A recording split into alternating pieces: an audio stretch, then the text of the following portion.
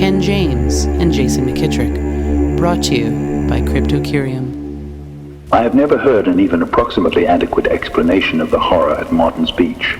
Despite the large number of witnesses, no two accounts agree. And the testimony taken by local authorities contains the most amazing discrepancies. Good evening and welcome to another episode of Learning Lovecraft. I'm your host, Jason McKittrick, and joining me, as always, the traveler of the Eldritch Path, Mr. Ken James. Good evening, folks. And tonight, as always, we are delving into the mysterious and otherworldly realm of H.P. Lovecraft's cosmic horror. Our focus tonight, the horror at Martin's Beach, a collaboration between Lovecraft and his future wife, Sonia Green. So off the bat, this is the Slithery D, right? Sure. It didn't take him. It took all the others. But it didn't take me. Yeah, well. Hey, Just I mean, saying. scary stories to tell in the dark, folks. Yeah. I hope you knew where that was from. Always on my mind. Always. So before we dive into the story, I think we should have a little primer on Sonia. Sonia was born on March 18th of 1883, and she was 7 years older than Lovecraft. Oh. Yeah. Bit of a cradle robber, huh? Kind of, because Lovecraft was, at this point, still a little Howie. Yeah, I'm up in my room, writing my stories. So Sonia was an amateur writer and a businesswoman. She was a hat maker. Yeah. Oh. Yeah. Owned her own shop. Supported Lovecraft once they got married.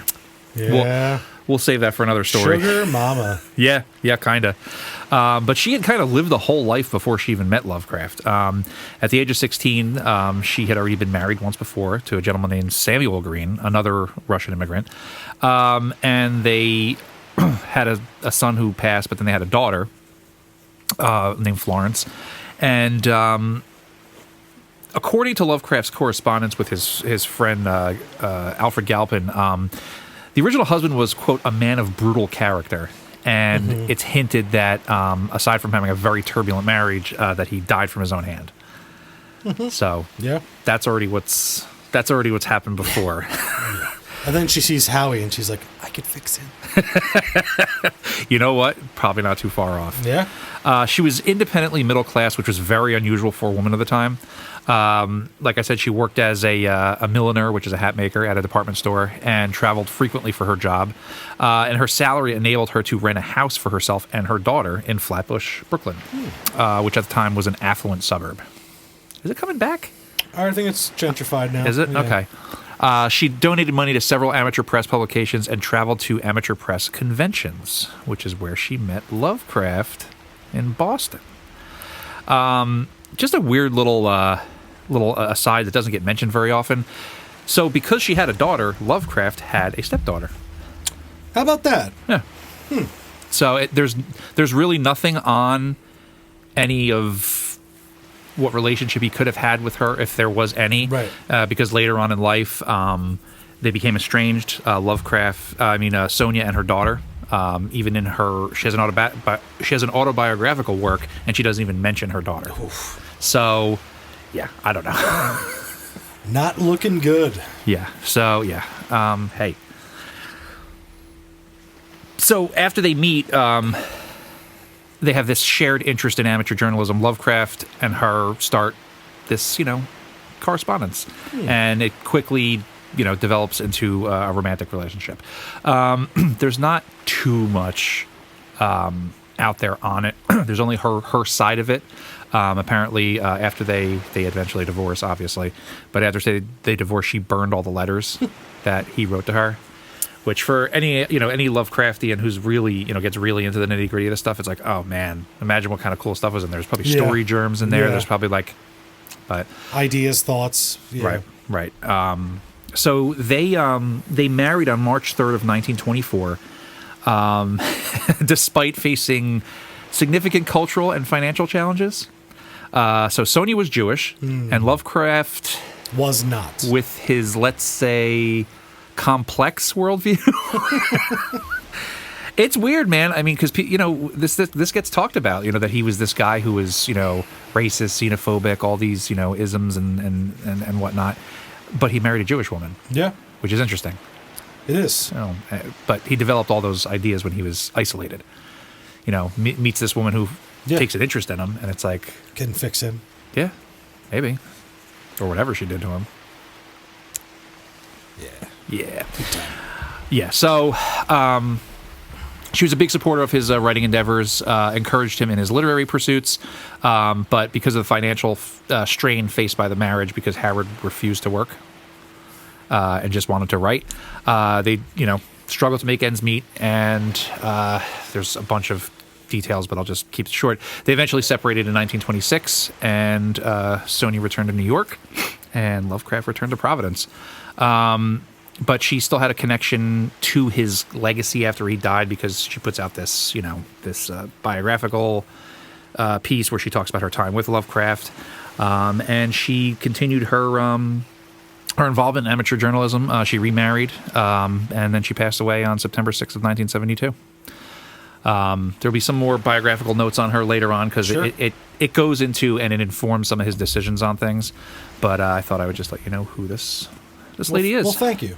Yeah. So this story was first written by Sonia and then was given to Lovecraft to completely rewrite. Yeah. So it's hard to know exactly what is she wrote, yeah, right, and what is his. I mean, you can see you could tell by, well, maybe you did. Could you tell from the writing of this that maybe did it seem different from his other stories? Yeah, there was a lot of mentioning of like bystanders and like people like observing. Yeah, what was like who going cares on. about humans? Yeah, there was like a lot of crowds and like mention of that stuff. Usually it's just two guys. Right. Yeah. There's lifeguards. There are lifeguards. So the story opens with this this happening on May 17th of this crew of this fishing smack. I've never heard it called a smack. I think it's just a small vessel. That might be hers. Maybe. It's the Alma of Gloucester, and we have our boy, Captain James P. Orne. Yeah. So Captain Orne, he kills, after this long battle of what they say is nearly 40 hours, this marine monster whose size and aspect produced the, quote, greatest possible stir in scientific circles. And it's a weird creature, huh? Yeah. So they describe it as it's 50 feet long, it has a roughly cylindrical shape, and about 10 feet in diameter, so width. And they say it's unmistakably a gilled fish in its major affiliations, but with certain curious modifications. So it says it has these rudimentary forelegs and six-toed feet in place of pectoral fins, which prompted the widest speculation. So it's weird, right? It almost seems like, I know you start to like conjure this monster, but it makes me think of like, you ever see like prehistoric fish? Those old armored fish? Yeah, but I'm also thinking of when it says rudimentary legs, I'm thinking of like a cricket. Okay. Like, Interesting. Hey, that's cool. But also it has the feet up front. Right. And then it has the four legs. So it's like Weird. almost like a silverfish. You ever see those big centipede kind of johnnies? Yeah. It's like that, but a fish, like an eel cricket centipede. So thing. it's disgusting. Yeah, it's awful. Yeah. Yeah. I think my favorite part of the description, though, is when they tell us that it has one eye. Yeah. This thing's fucking weird. So it's like it's a cyclops fish. Yeah. So right off the bat, when you're creating a creature, I don't know if they were thinking of this, and you give it one eye, it's like, oh, that eye does something. Sure. Yeah. Maybe it hypnotizes people. You could say that. Right. Because, they said it's kind of smarter. Seems smarter than the average fish cricket. It does, and these dimensions, it gives this hideous picture. But more amazing than all of these descriptions of these things, which has never been seen, as the naturalists are, looking at it. I don't know how you come to this conclusion, but they tell us that it's an infant. Yeah, which is really cool. Like, you have this giant monster, you're like, oh man, I can't deal with this. It's like, oh yeah, this is just a baby. Infant baby. It's not a juvenile. It's like was just born. Yeah. That's why it might have wandered on to Martin's Beach, Yeah, maybe. Looking for swimmers? I don't know. Something. With its eye. Yeah. It's nice. And you gotta love this, and I'll let Howard read it to us. Captain Orne, with typical Yankee shrewdness, obtained a vessel large enough to hold the object in its hull and arranged for the exhibition of his prize. With judicious carpentry, he prepared what amounted to an excellent marine museum, and sailing south to the wealthy resort district of Martin's Beach, anchored at the hotel wharf and reaped a harvest of admission fees. Guy can't lose. Can't, man. Finds the creature and then decides he's like, I can make a buck off of this. Yeah. Yankee shrewdness. Yeah. Yeah. Turns it into a little floating museum, which you gotta love. Like, what else was in there? What did he put together? Yeah, so he just built this entrapment. So it's in the hull. So Right. so in the bottom of the ship, there's an area where they have it in there. Yeah. So he's charging people admission to come in there, and he made this little museum. So there's all these little knickknacks in there. He's probably got a Fiji mermaid in there. Yeah. You know, all other sorts of weirdness. And I was like, that's actually really that's fun. Like, could you imagine that? Like a ship that comes to different ports. Hey, Yeah. come see our That'd be sick. come see this freakish monster that I caught. And then he Yeah. tells he probably gets up on the stage in the ship, Yeah. tells the story. It was 40 hours. Yeah. He's got the harpoon. He does the whole Standing thing. above it Yeah. in all captain regalia. Yeah. I feel like he's probably got a peg leg. What do you think? Probably puts one on. Nice. Oh, so it's a total He's show. got his knee, backwards. Well, that's that Yankee shrewdness, I guess. It is. He warned us. He did. So he comes down to Martin's Beach where he moors the boat where he's gonna this is where all the money is. Mm-hmm. Everyone's vacationing down there. It's an affluent area. But unfortunately, one night there's a big storm, and the vessel breaks free, and it goes out into a storm and just disappears. Nobody can find it. Along with the one guy Who fell asleep at his job, Yeah. and they say, "Don't fall asleep on the ship." What if he's like, "I'm not paying for a hotel." Yeah. Wasted. He's the old rummy. He's like, how many sea creatures I've guarded? Yep. How many? A lot. So, do you think he brought him on just for this particular task? Well, you know him. The guy that guy's always at the local, tavern, Yeah. spinning his yarns about, white whales and such. And such. And he's like, "You're the man for the job.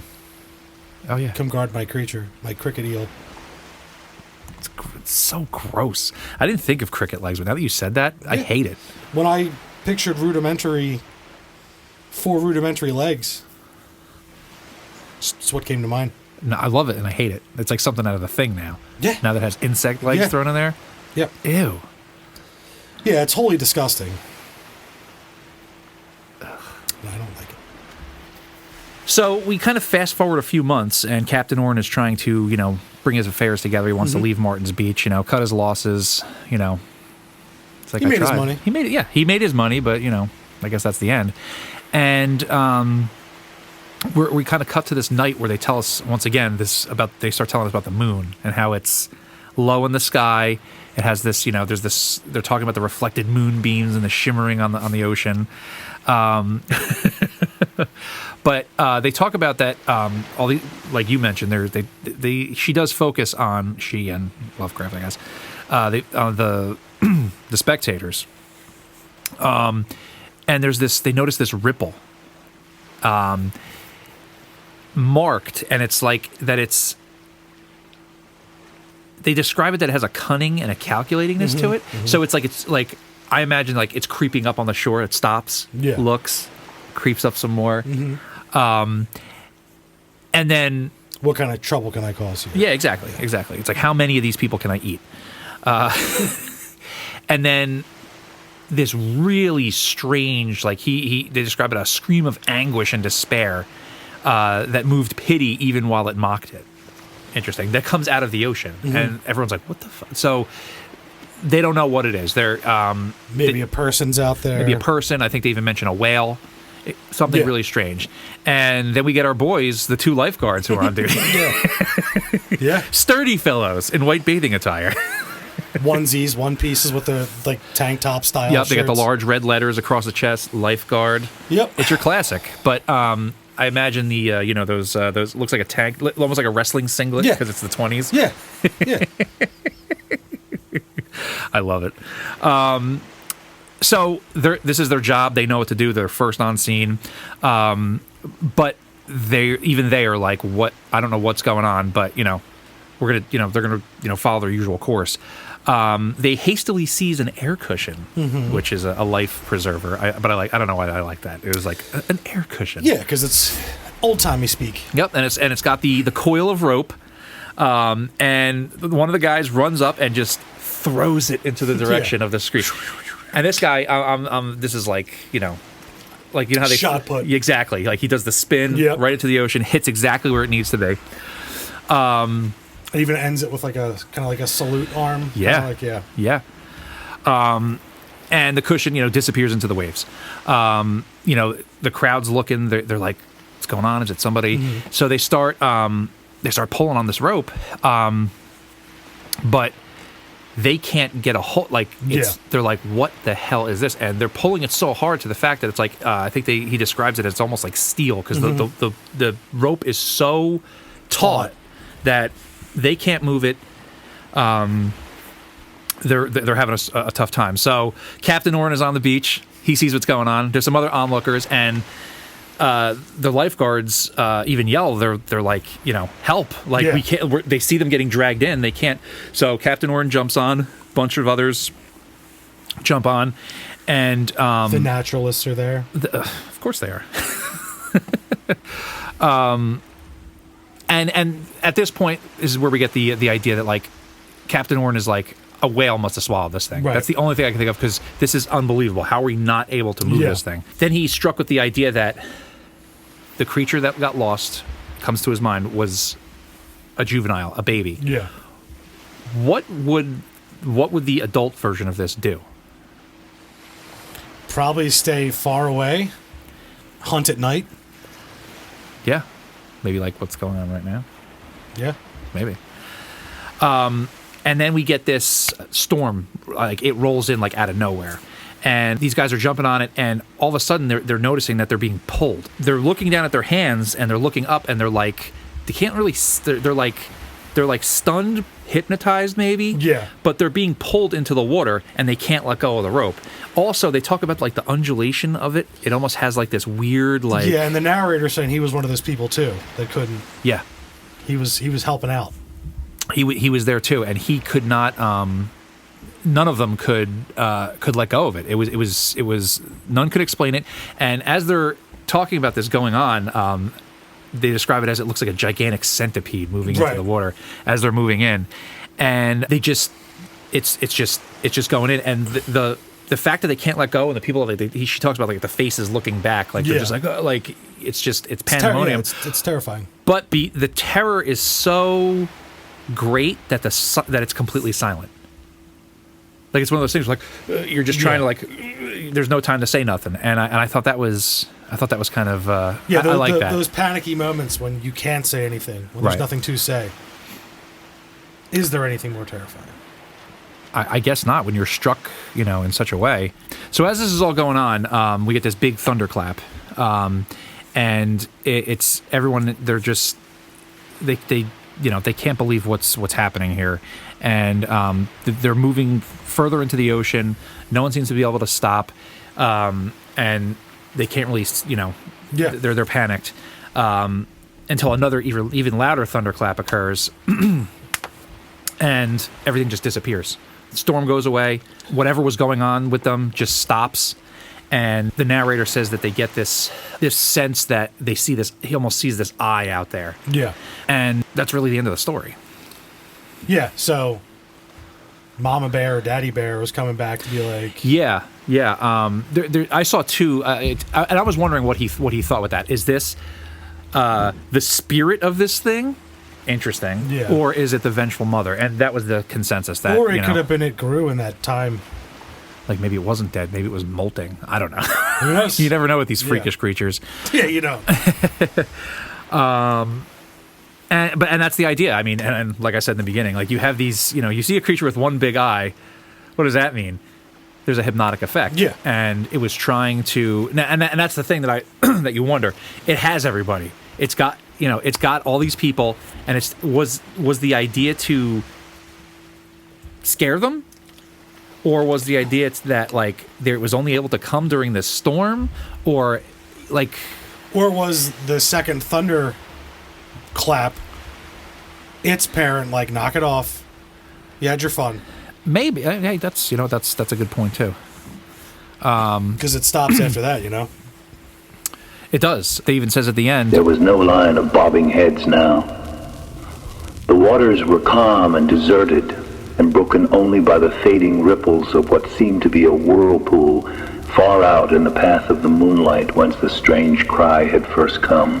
But as I looked along that treacherous lane of silvery sheen, with fancy fevered and senses overwrought, there trickled upon my ears from some abysmal sunken waste the faint and sinister echoes of a laugh. So that seems to me like vengeance. Yeah.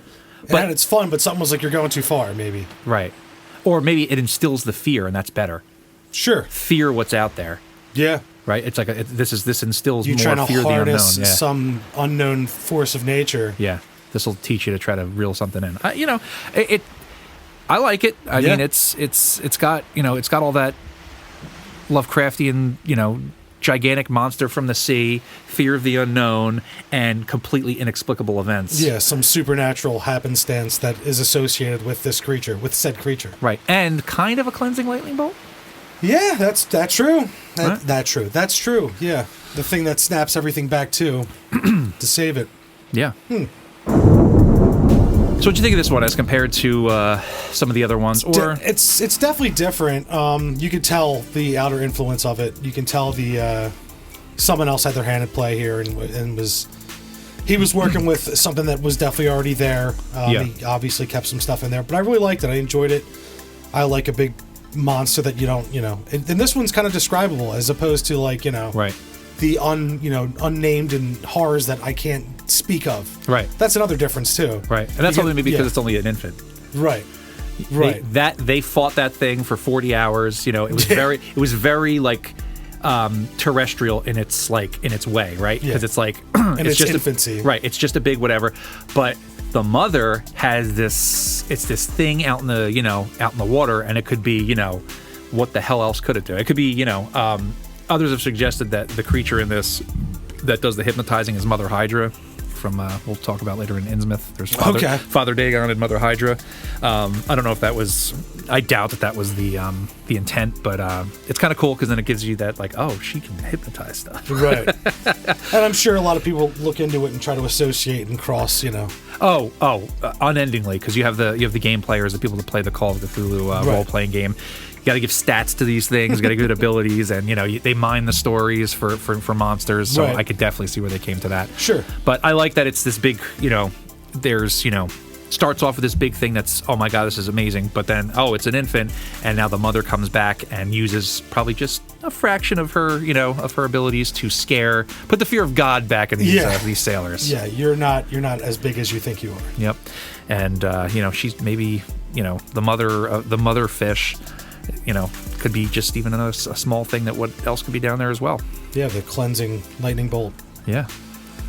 Stopping it from doing its maybe its dirty Cthulhu work. told her to stop. Probably. Yeah, it's possible. I don't even know much about the guy yet, but I would assume so. We're so close. We're getting there. I can taste it. Yep. All right, man. Well, that's what I have for Horror at Martin's Beach. Love this one. Anything with marine monsters and a creature feature, I'm in. Damn right. There was no dream imagery, so I'm sure you were like, whew. Yeah, I was like, yes. Yes. I understand what's happening. Yeah. No, even with the hypnotic suggestion. Yeah. All right, so next time, oh man, we are going to be covering The Hound. Sounds good. Can't wait. Yeah, it's going to be great. And hoping to get a special guest for that episode, so keep your fingers crossed. So, oh yeah, you know who. Hey folks, just wanted to jump in here real quick and give you a little update. We're going to be taking a little bit of hiatus. Nothing serious, nothing bad. Just your boys need a little bit of a break. We're going to be gone about a month. But in the meantime, give you the chance to catch up on some of the previous episodes. But we're going to be coming back with The Hound, a great story. I know we have a great run of stories when we come back. So I hope you're going to be looking forward to it. And we'll see you guys soon. So once again, we find ourselves lingering on the edge of the abyss that Lovecraft so masterfully presents. So thank you for joining for this episode of Learning Lovecraft. I've been Jason McKittrick. And I've been Ken James. And we'll see you beyond the Wall of Sleep.